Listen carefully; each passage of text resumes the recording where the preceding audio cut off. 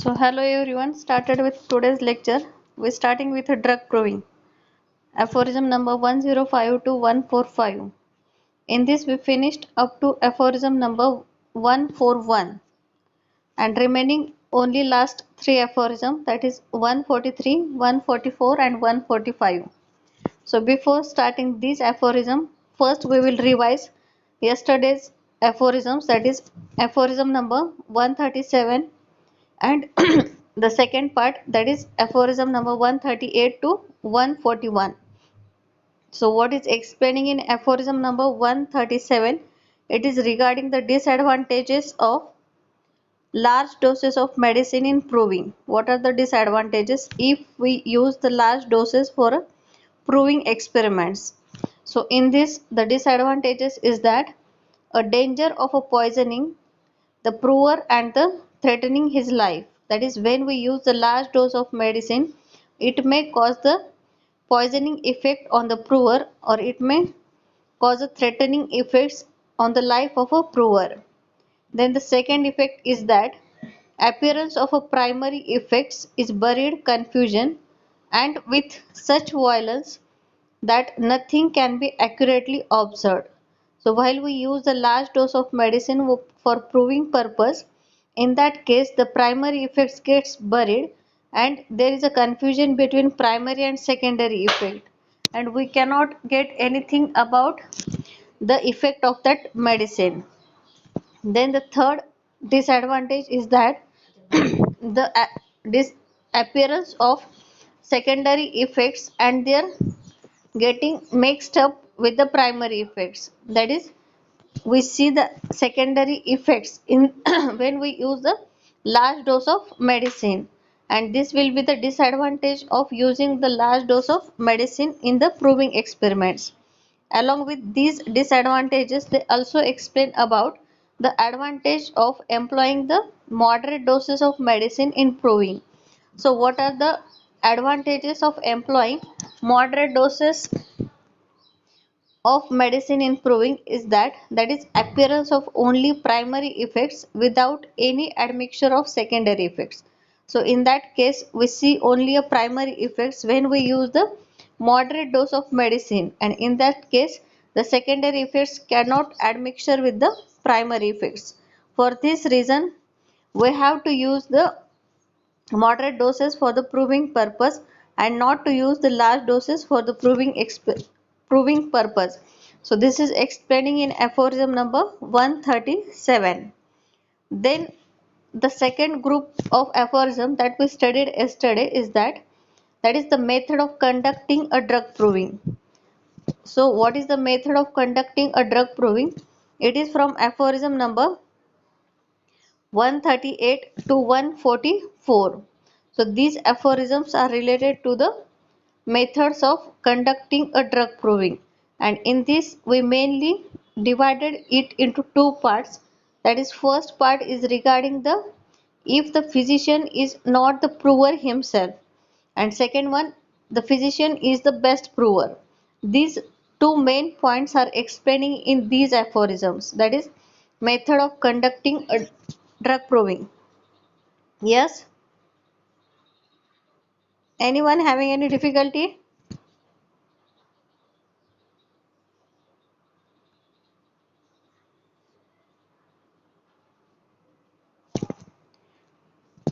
So we started with, that is methods of conducting a drug proving. In this method, the first point is that the physician may take another person on whom the drug is administered.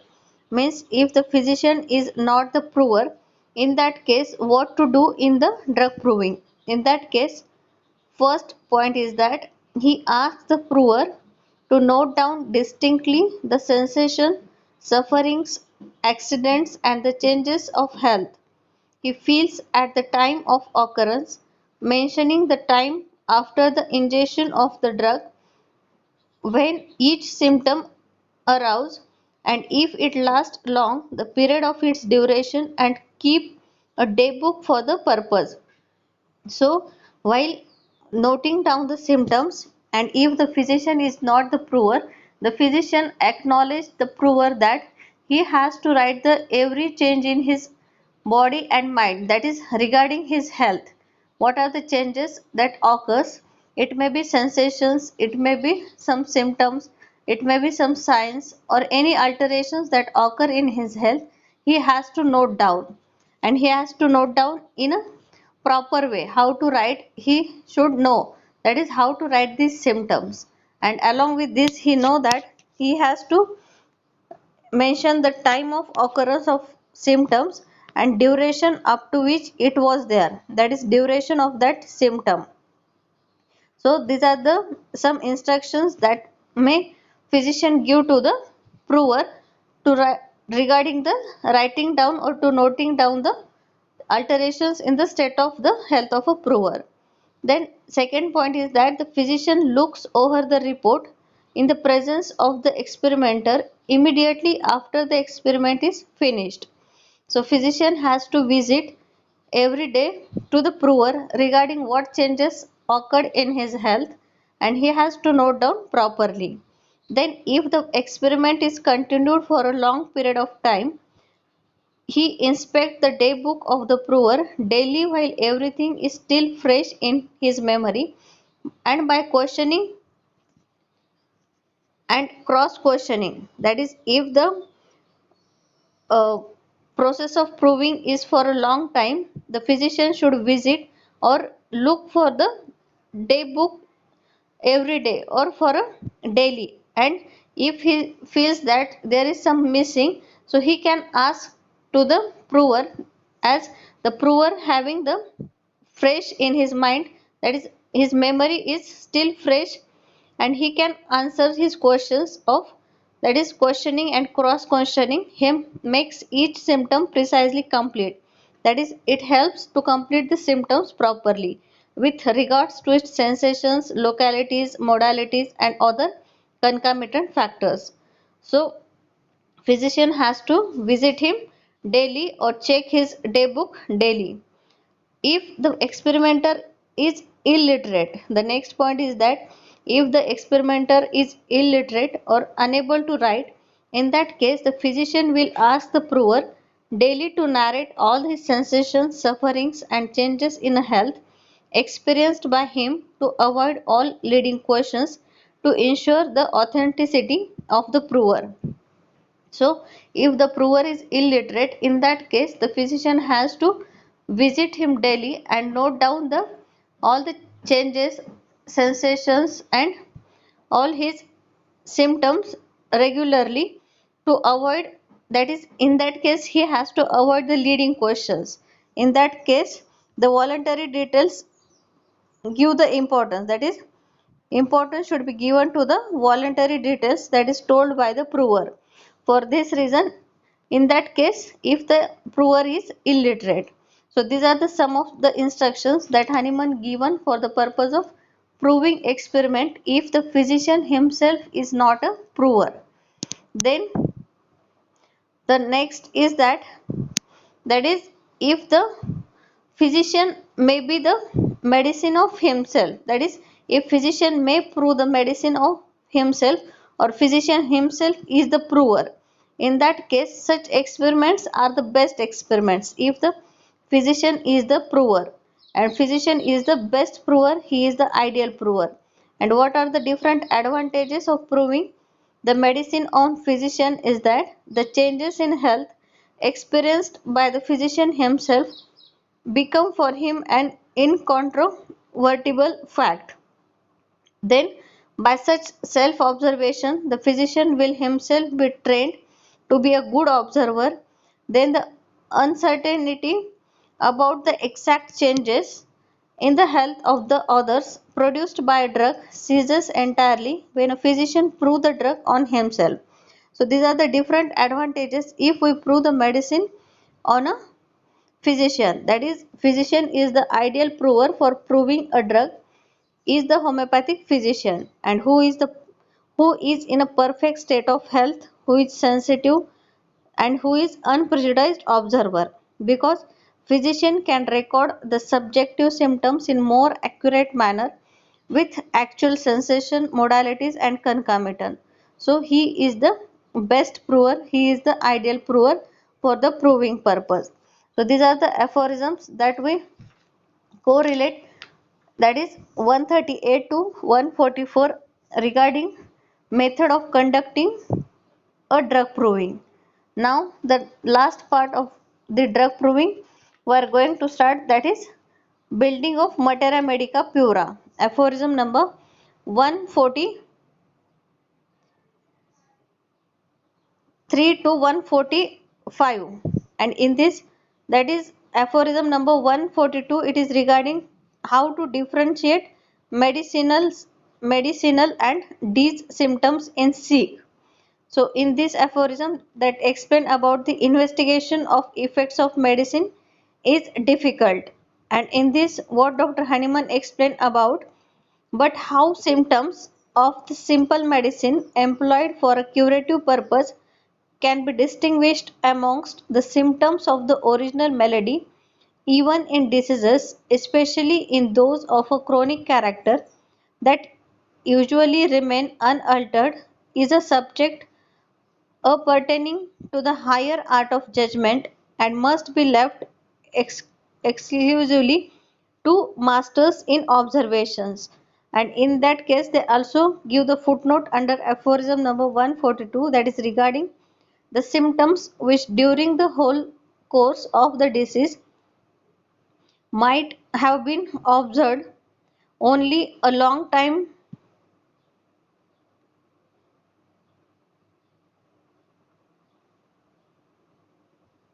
previously or never before, consequently, new ones belonging to the medicine.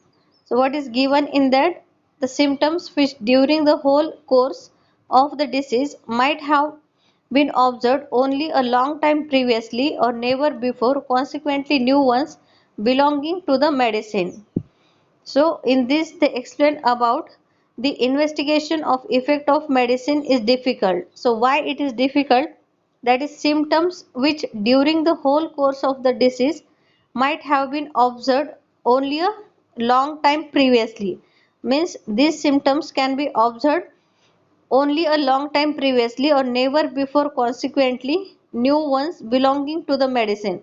But there are some symptoms of medicines that may becomes the difficult to see the effect of that medicine, means during the seeing the effect of that medicine, these symptoms cannot occur or cannot observe during that time, but when we use the that medicine on a sick, that medicine can give the symptoms, that symptoms cannot be previously seen in the proving experiments, and that seen on a sick, these are related to that group of symptoms, these are the symptoms of that medicine but that cannot seen during the proving experiments, but these are seen when we use that medicine on a sick person. So it is difficult to investigate the effect of medicine, is difficult for these symptoms, that is how to differentiate medicinal and disease symptoms in sick. In that, but how some symptoms of simple medicine employed for a curative purpose can be distinguished among the symptoms of the original malady, even in diseases, especially in those of chronic character that usually remain unaltered, is a subject pertaining to a higher art of judgment and must be left exclusively to masters in observation. So it is very difficult to differentiate the medicinal symptoms and disease symptoms in a sick. Means there are some symptoms that appear in during we give the medicines to the sick for a natural disease, and these symptoms never we see previously before the we are doing experiments during the seeing the effect of that medicine. So it is difficult task to differentiate between these symptoms, that is it the symptoms that is related to the medicine or it is the symptoms of disease condition. So it is a difficult task, and it can be appeared or it can be acknowledged only with the experience. We can, with the help of experience, we can judge the it is the symptoms of medicine or it is the symptom of that disease condition. If you have a thorough knowledge of disease condition, you can understand these are related to the disease condition symptoms, or if you have a thorough knowledge of that medicine, you can understand that these are the symptoms which are not appear during the proving experiments, but these are the symptoms which are appearing during using that medicine for a sick person. So this is explaining in this aphorism, that is aphorism number 142, that is investigation of effect of medicine is difficult, or how to differentiate medicinal and the disease symptoms in sick. Then we start with the aphorism 143 to 145. These are regarding the Materia Medica Pura. So in 143 they explain about the true Materia Medica. What is the true Materia Medica? Everyone understand aphorism number 142?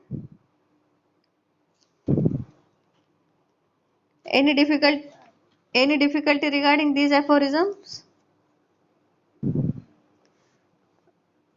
I will again repeat it. In aphorism number 142 they explain about how to differentiate between the medicinal symptom and the disease symptoms in sick. Means जेव्हा आपण drug proving करतो तर त्या कंडिशनमध्ये proving करताना काही medicine त्याचे symptom पूर्णपणे दाखवत नाही आहेत. त्या कंडिशनमध्ये असे काही सिम्पटम राहून जातात की ते प्रूव्हिंग एक्सपेरिमेंट्समध्ये आपल्याला दिसलेले नाही आहेत, पण आपण तेच जर मेडिसिन यूज केलं, कोणासाठी सिक पर्सनसाठी जर आपण ते मेडिसिन यूज करतोय, तर सिक पर्सनला आपण जेव्हा देऊ तर तो काय करतो की त्याचा असं अनकॉमन काहीतरी सिम्पटम दाखवतो, तो मेडिसिनचा सिम्पटम असतो. मग याच्यामध्ये त्यांनी सांगितलं की तो डिसीजचा सिम्पटम आहे की तो मेडिसिनचा सिम्पटम आहे, हे तुम्ही कसं ओळखणार आहे. तर ते ओळखण्यासाठी तुम्हाला काय पाहिजे, पूर्ण एक्सपिरियन्स पाहिजे, प्रॅक्टिसचा पूर्ण एक्सपिरियन्स पाहिजे. त्याच्यासोबतच तुम्हाला काय पाहिजे, थरो नॉलेज पाहिजे, की तुम्हाला ओळखता आलं पाहिजे की हा डिसीजचा सिम्पटम नाहीये, हा त्या पेशंटचा सिम्पटम नाहीये, पण तो कशाचा सिम्पटम आहे, तो त्या मेडिसिनचा सिम्पटम आहे की जो की प्रूव्हिंगच्या वेळी आपल्याला दिसलेला नाहीये. तो आता आपण जेव्हा ते मेडिसिन सिक पर्सन वरती यूज करतोय त्यावेळी तो आपल्याला सिम्पटम दिसतोय. तर हे डिफरन्शिएशन त्यांनी aphorism नंबर 142 आणि footnote अंडर 142 मध्ये सांगितलं. Then we started with aphorism number 143. In this, first I will read the aphorism 143. If we have thus tested on the healthy individual a considerable number of simple medicines and carefully and faithfully registered all the disease elements and symptoms they are capable of developing as artificial disease producers, then only have we a true materia medica, a collection of real, pure, reliable mode of action of simple medicinal substance, a volume of the book of nature. In this they also given the footnote for this aphorism, that is, latterly it has been the habit to entrust the proving of medicines to unknown persons at a distance who were paid for their work, and the information so obtained was printed, but by so doing the work which is of all others the most important, which is to form the basis of the only true healing art, and which demands the greatest moral certainty and trustworthiness, seems to be, I regret to say, to become doubtful and uncertain in its results and to lose all value. So what is given in this aphorism, that is aphorism number 143. In that they explain about what is mean by materia medica pura or a true materia medica. In this, pura means that is pure, clear or clean. So in this, if we have thus tested on a healthy individual, that is, if we form the materia medica pura, that is materia medica pura is the book that is written by Dr. Hahnemann. It is named as a materia medica pura because it is the book which enlists those medicines which are proved by keeping all the directions in mind which Dr. Hahnemann has given from aphorism number 105 to 142. Again, as he has told, the physician is the best prover, for proving of more of less all drug included in Materia Medica Pura. Dr. Hahnemann himself was one of the prover. So, even though today if one prepares the Materia Medica by following all the instructions which Dr. Hahnemann has given for drug proving, his book is also liable to be called as a Materia Medica Pura. So, Materia Medica Pura, what is Materia Medica Pura? It is one of the book, or it is a collection of symptoms. When we prove any medicine on a prover, we record that symptoms, and that recorded symptoms are collected into a book form that we call it as a Materia Medica Pura. And this is book that is written by Dr. Hahnemann, and it is named as a Materia Medica Pura because it is the book which enlists those medicines which are proved by keeping all the directions in mind which Dr. Hahnemann has given from aphorism number 105 to 142. Means up till now what instructions given by Dr. Hahnemann that are followed while forming the Materia Medica Pura. And again, as he told, the physician is the best prover, and for proving of more of less all drugs included in Materia Medica Pura, Dr. Hahnemann himself was one of the prover. That is, Dr. Hahnemann was one of the prover, that is the drug that included in the Materia Medica Pura. And if we today also follow the all the instructions and form the book, we call it as a Materia Medica Pura by following the all the instructions of Dr. Hahnemann. And if we prove the many medicines that can be included in the Materia Medica Pura. So this is explaining in aphorism number 143. Then aphorism number 144, it is regarding the pure Materia Medica, or that is the building of Materia Medica Pura, how the building of Materia Medica Pura is formed. In that case, from such a Materia Medica, everything that is conjectural, all that is mere assertion or imaginary should be strictly excluded. Everything should be the pure language of nature, carefully and honestly interrogated. So, in this, how the Materia Medica is formed? It is regarding from the book of Materia Medica. In order to construct that building which is liable to be called as a cement concrete building of homeopathic Materia Medica. Means what is mean by Materia Medica Pura again? It is a book which forms the Materia Medica. Materia Medica is formed on the basis of Materia Medica Pura, or in order to construct that building which is liable to be called as a cement concrete building of homeopathic Materia Medica. And cement concrete building of Materia Medica is formed on the basis of Materia Medica Pura. Everything should be removed which is based on guesswork or which is imaginary. So in that case there is no any guesswork, no any imaginary work. All things which are included in the Materia Medica Pura are the real ones and on a scientific basis. So it is the joint work which is given by Dr. Hahnemann to all who is follower of homeopathy. So it is a joint work that is given by Dr. Hahnemann to all who is follow of the homeopathy. That is, after removal of the fact above mentioned, what remains which we are able to enlist in the books like Materia Medica Pura.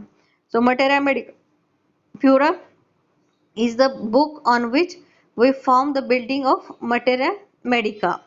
So this is explaining in aphorism number 144, and now the last aphorism of drug proving, that is 145. So what is given in this aphorism 145? Of a truth, it is only by very considerable store of medicines that we can be placed in a position to discover a homeopathic remedy, a suitable artificial curative morphic analogy for each of the indefinitely numerous morbid state in nature, for every malady in the world. In the meantime, thanks to the abundance of the disease elements which every one of the powerful medicinal substances has already shown in its action on the healthy body, but few diseases remain for which a tolerably suitable homeopathic remedy may not be made with among those now proved as to their pure action, which without much disturbance restore health in a gentle, sure, and permanent manner, infinitely more surely and safely than can be effected by all the general and special therapeutics of the old allopathic medical art with its unknown composite remedies which do but alter and aggravate but cannot cure chronic diseases and rather retard than promote recovery from acute diseases. So in this what is explaining, that is, of a truth it is only by a very considerable store of medicine, that is what medicines we used, it is a considerable store of medicines that we can be placed in a position to discover homeopathic remedy, a suitable artificial curative morphic analogy for each of the infinitely numerous morbid state in nature for every malady in the world. Means we form the materia medica pura, and on that materia medica pura we form the materia medica, that is homeopathic materia medica book we form on the basis of materia medica pura, and these are the artificial morphic agent which we use to cure the natural diseases, that is the infinitely numerous morbid state in nature for every malady in the world. That artificial morphic agents means the medicines we use to treat the numerous infinitely numerous morbid state in nature, means the all the natural diseases which are present in the world that can be treated with these artificial morphic agents, means the medicines, and this can be treated by seeing the effect of that medicines, means doing the experiments of that medicines for seeing the effect of that medicine we form the materia medica, and on the basis of that materia medica we form the homeopathic remedy, and this homeopathic remedy means these are the artificial curative morphic analogy, means the artificial morphic agent which we give to the sick person for his natural disease, and in this way we can treat infinitely numerous disease condition in the world.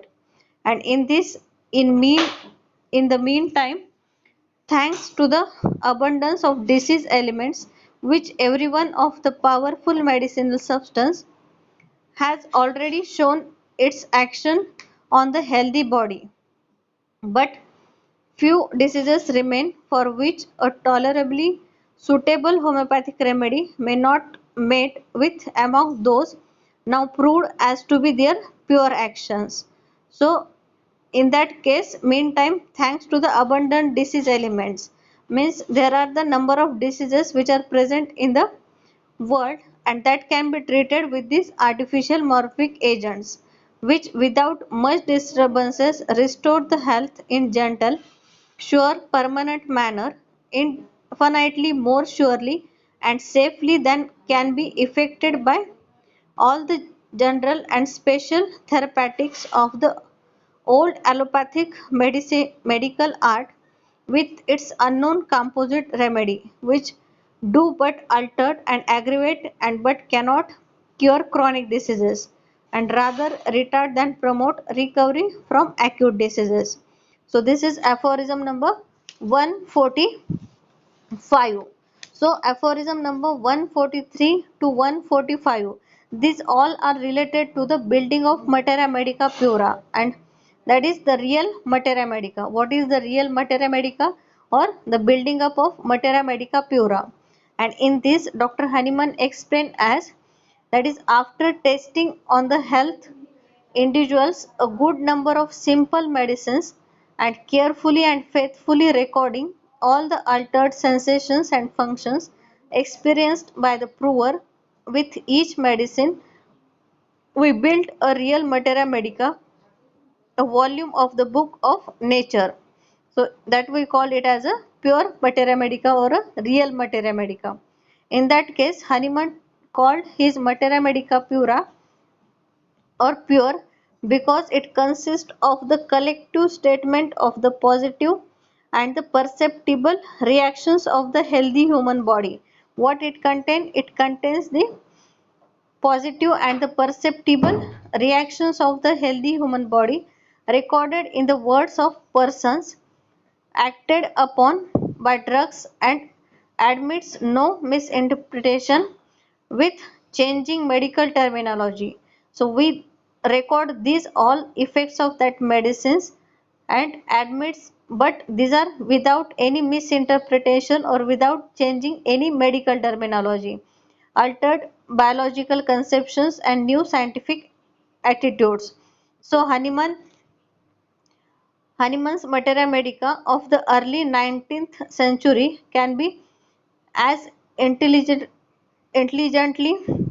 read by medical student of today as by physician with its first publication. So in this way they form the Materia Medica pura, means all the proving effects that we record during the proving experiments that are recorded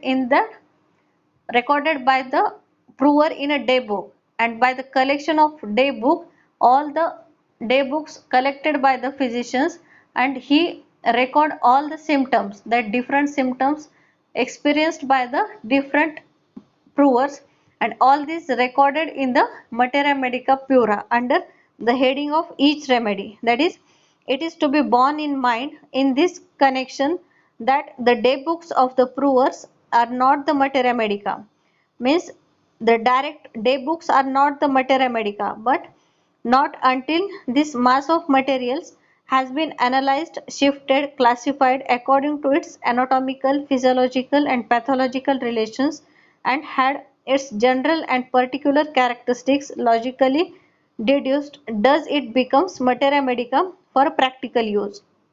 So direct day books are not the Materia Medica pura, or it is not recorded in the Materia Medica pura, but the physician or the experimenter collects that day books, and he analyzed that symptoms. He analyzed that symptom, he shifted that symptoms, classified that symptom according to the anatomical way, according to the physiological way, and according to the pathological relations.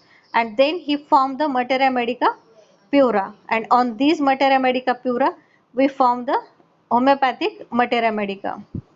So Hahnemann followed an anatomical schema from head to foot in recording the positive drug effects, and under each rubric or heading he collected and put all the symptoms from as many provers there were in each case. So Dr. Hahnemann that followed an anatomical schema of writing, that is from head to foot. The symptoms are written from head to foot in recording the positive drug effects, and under each rubric and heading he collected and put all the symptoms from as many provers there were in each case. In that, a drug was proved on 20 individuals. From the day books of those 20 provers he collected all the symptoms relating to head. Then he shifted the symptoms common to each of them from symptoms peculiar to each of them. Finally, he put under the rubric head all the common symptoms and the peculiar symptoms noted by individual provers. Thus, all the symptoms mentioned under the rubric head does not imply that all of those symptoms appeared in one and the same individual prover, but only points out how many varieties of head symptoms that drug is capable of producing in varied individuals. So in that case, Dr. Hyman gives.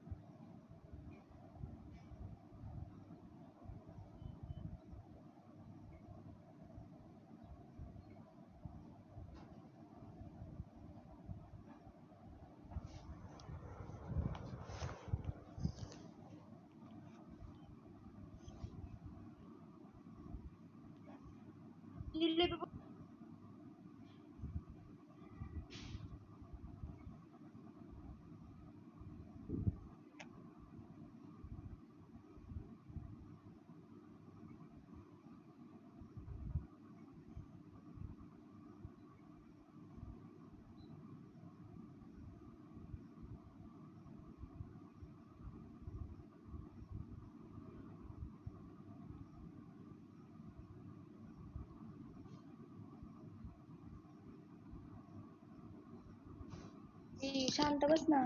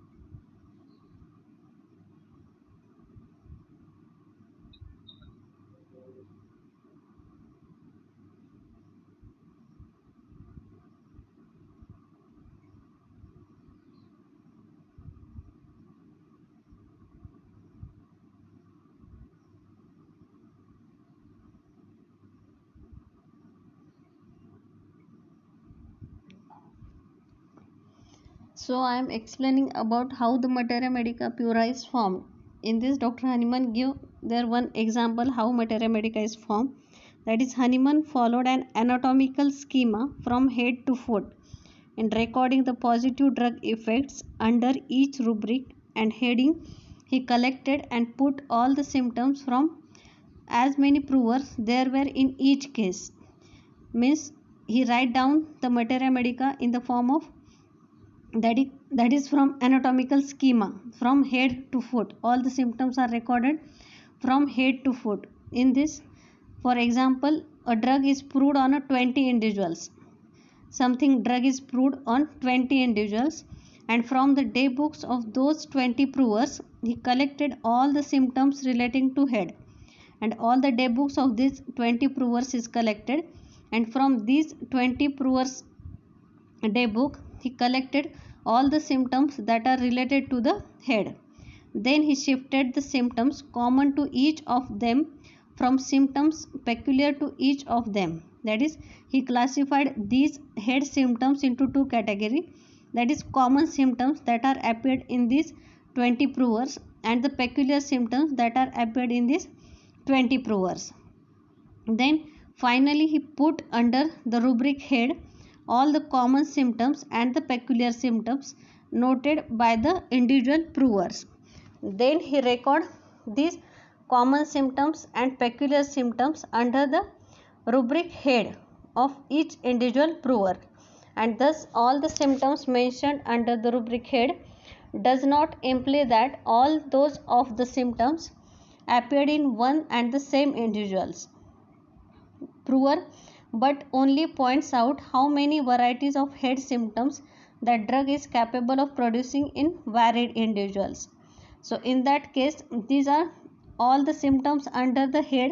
These are not related to the symptoms of each individuals, but these are the symptoms that are related to the effects of the medicine, means that drug can produce this type of symptoms that may present in some individual or may be absent in some individuals.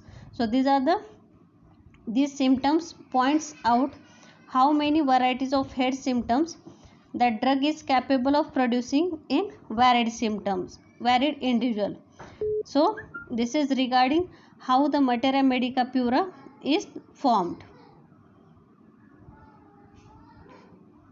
So all of you understand how the materia medica pura is formed.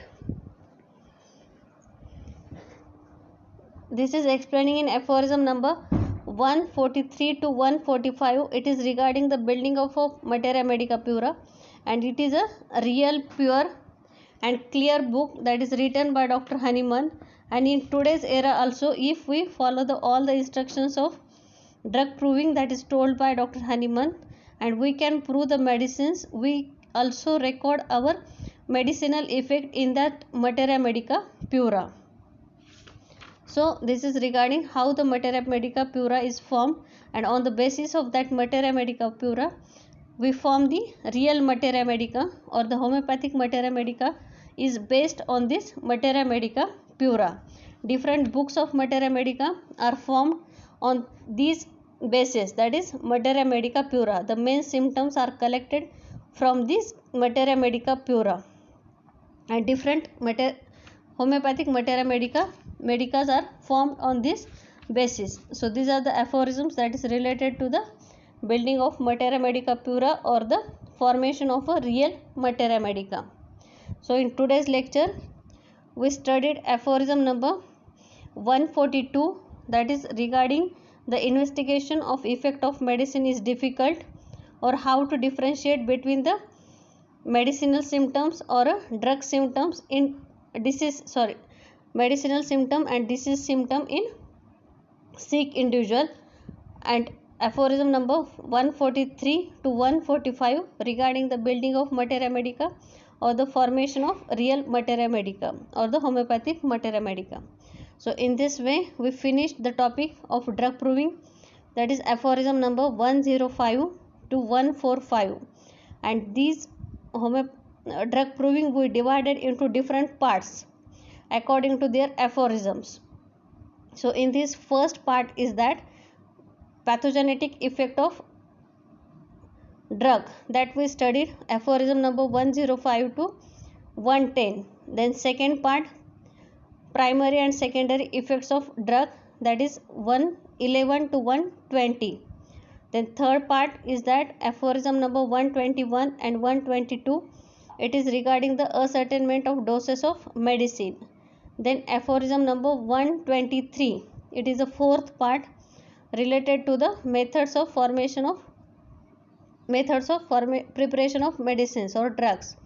Then fifth part is that of that is regarding the precautionary measures to be taken during proving experiments. Aphorism number 124 to 127. Precautionary measures to be taken during proving experiments. The next part, how to conduct the drug proving. Aphorism number 128 to 132. Then aphorism number 133 to 136, that is when a medicine is considered to be thoroughly proved. The next part is regarding 137, that is relative merits of employing, demerits of large doses and merits of moderate doses. Then aphorism number 142, that is it is difficult to investigate the effect of medicine, or how to differentiate between medicinal symptoms and the disease symptoms in sick individual. And before that, that is aphorism number 138 to 141, methods of conducting drug proving. After this, how to differentiate between medicinal symptom and disease symptom in sick individual. And the last part is 143 to 145 regarding building of materia medica pura, or the formation of real materia medica. Thank you. Welcome. So these are the different aphorisms. All of you understand any difficulty regarding these aphorisms? Yes, all of you understand? Yes, ma'am. Yes, ma'am. So we finished the big topic, that is drug proving. Aphorism number 105 to 145.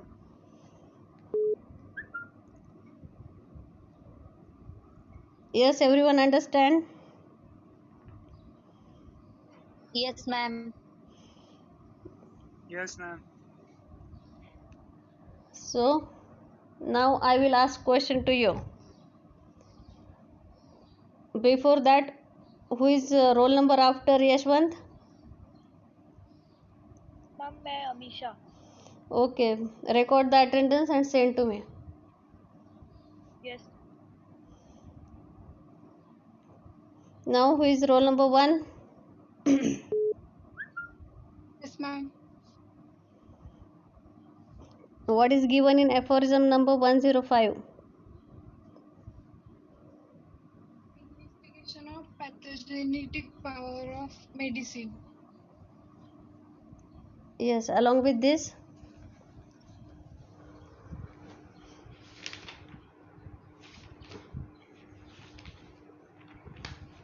what is this? Means how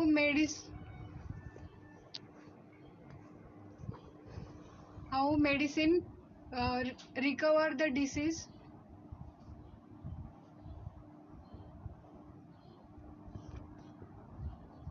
Investigation of pathogenetic power of medicine means what?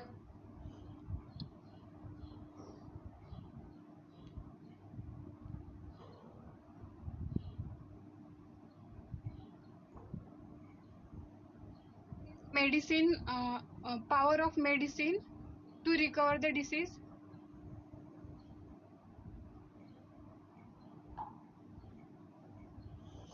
Mainly you have to explain the theme of that aphorism. And many of the time I repeat the theme of the aphorisms in every lecture. What is the theme of 105?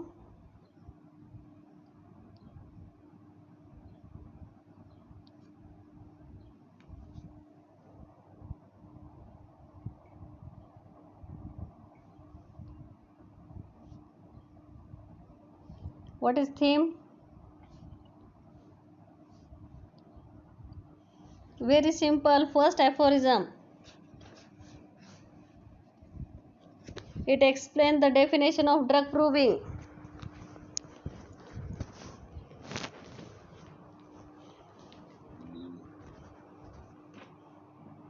Yes, is that clear? In 105 they explain the definition of drug proving.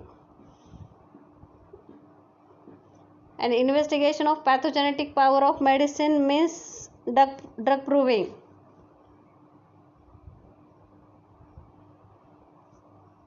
In this they explain what is mean by drug, what is mean by proving, and what is mean by drug proving.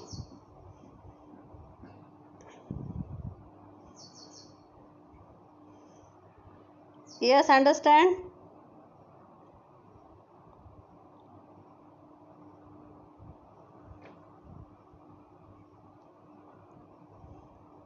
The next, roll number 2.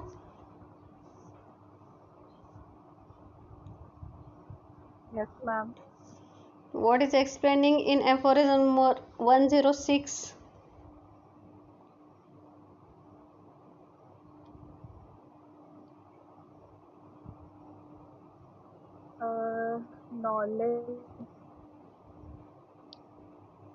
Knowledge of medicine. Yes. What is given in that?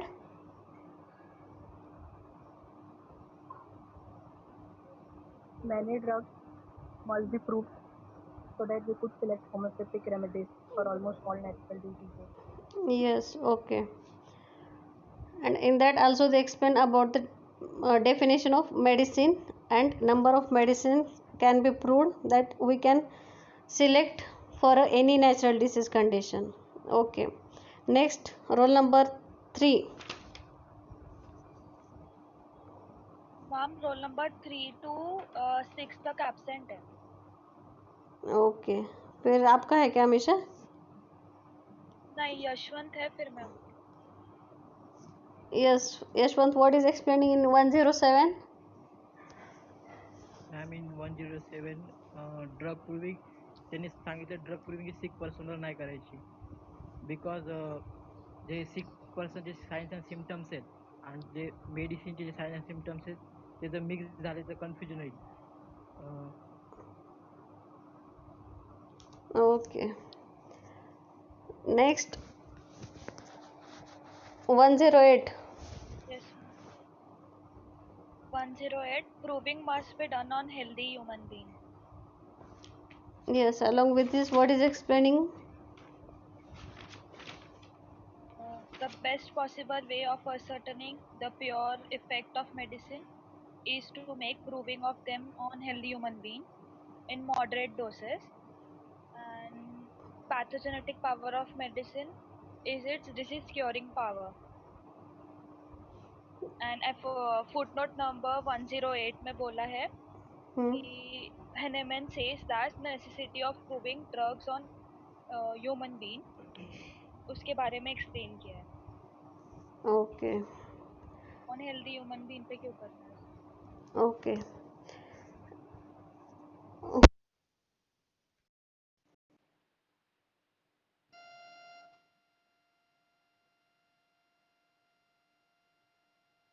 Next roll number.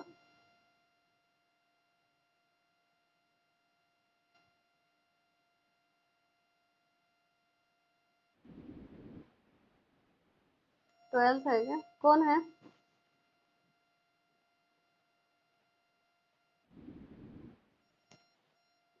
Okay, what is given in aphorism number 109, Preeti?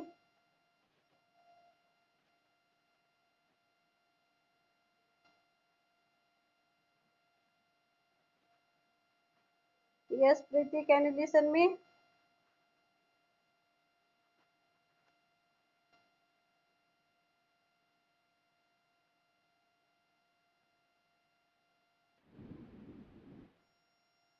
Next roll number.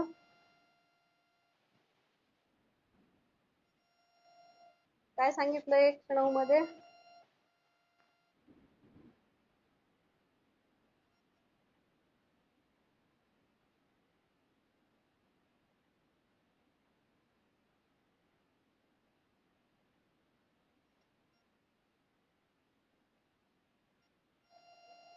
आणि main काय त्याच्यामध्ये? That is own credit give took by Dr. Haliman of drug proving.